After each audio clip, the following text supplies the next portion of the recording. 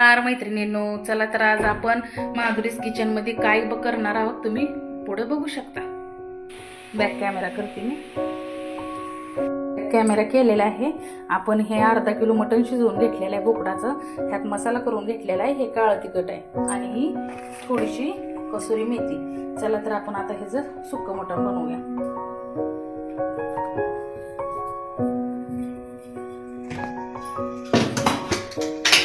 दोन माप तेल टाकून घेऊया।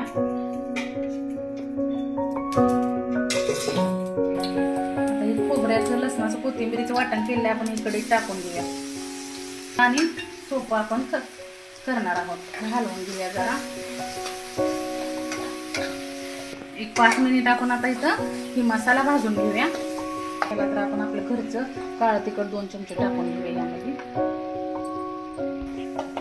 आपलं काळं तिखट भाजत आले आपण थोडंसं मीठ टाकूया, कारण आपलं मटण शिजवतानाच हळद आणि मीठ टाकलेलं होतं। थोडंसं टाकूया, एकत्र करून घेऊया आणि आता यामध्ये शिजवून घेतलेलं जे मटण आहे ना ते टाकून घेऊया।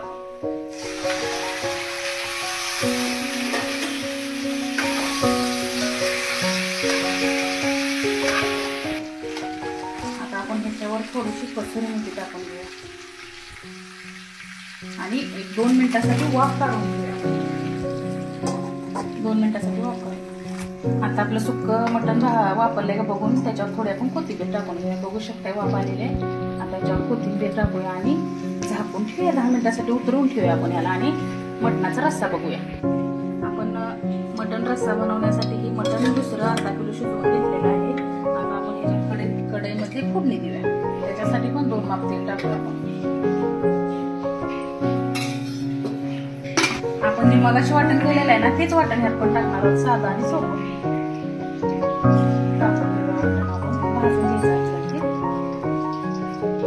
आणि तसं त्याच प्रकारे करायचं आहे, फक्त ती सुक्का आणि ही थोडा रस्सा बनवायचा आपल्याला।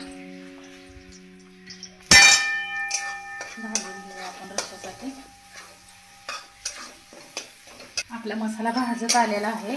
आता आपण यामध्ये ना ती मिक्सरला जे बारीक केलं होतं ना त्यात थोडं पाणी ओतून घेतलेलं आहे। थोडं अजून थोडंच पाणी घालून घेते, म्हणजे अजून मसाला जास्त चांगला शिजेल।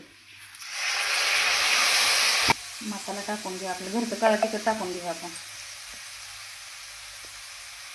आता आपण हे भाजून घेऊया आणि ह्यात थोडंसं चवीपुरतं मीठ टाकून घेऊया।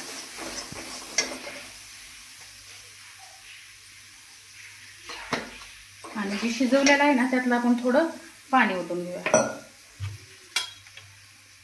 थोडं मिठाचं पाणी टाकून घेऊया आपण ती बनवलेलं ती। आणि आता ही थोडंसं अजून 1-2 मिनिटं भाजायचं, जास्ती नाही भाजायचं।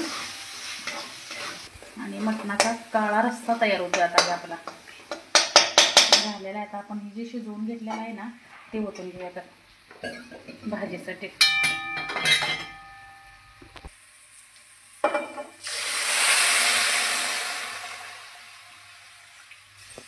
तर बघू शकताय तुम्ही की आपला मटणाचा रस्सा काळा रस्सा कसा झालेला आहे, झणझणीत। एकदा तुम्ही पण करून बघा। आणि आपण ह्याच्या संग खायला मकाची भाकरी पण बनवणार आहोत, बघू शकताय तुम्ही इथून पुढे व्हिडिओ। कोथिंबीर टाकून घेऊया। 2 मिनिटं उकळी आली का गॅस बंद करून घ्या। चला आता आपण मकीच्या भाकरी करून घेऊया मटणाच्या भाजी बरोबर खायला। आता आपण भाकरीला पाणी घेतलेलं आहे आपण मळायला, त्याच्यात आपण थोडंसं मीठ टाकून घेऊया, कारण मकीच्या भाकरीला मीठ ही टाकायला लागते। पीठ चाळून घेऊया पहिल्यांदा भाकरीचं। पीठ मळून घेऊया आधी आपण।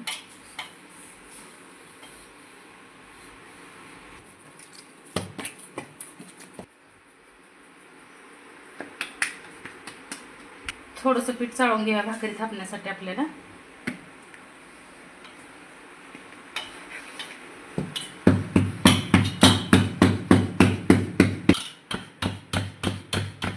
गरम झालेला आहे। आता आपण यामध्ये भाकरी टाकून घेऊया।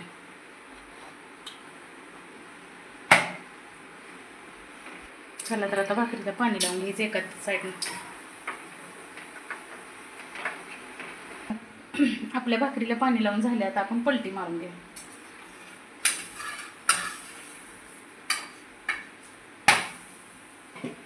चला तर आपण बघूया की दुसऱ्या बाजूने भाकरी पचली आहे का, म्हणजे भाजून झाले, भाजायला लागले। आता आपली इकडून ह्या साईडने भाकरी भाजून झाली। आता आपण परत एकदा पलटी मारून घेऊया भाकरीला, कारण फुगवायची आपल्याला भाकरी.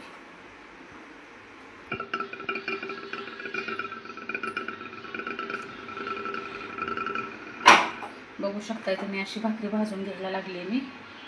शक्यतो मकाच्या भाकरी चुलीवर खूप छान होते त्या, पण आता आज मी गॅसवर बनवायला लागले. आणि मकाची भाकरी शरीरासाठी खूप पौष्टिक आहे. तुम्ही पण एकदा करून बघा मकाची भाकरी आणि मटणाचा रस्सा. माझा जर व्हिडिओ आवडला असला तर लाईक, शेअर, सबस्क्राईब, कमेंट करा.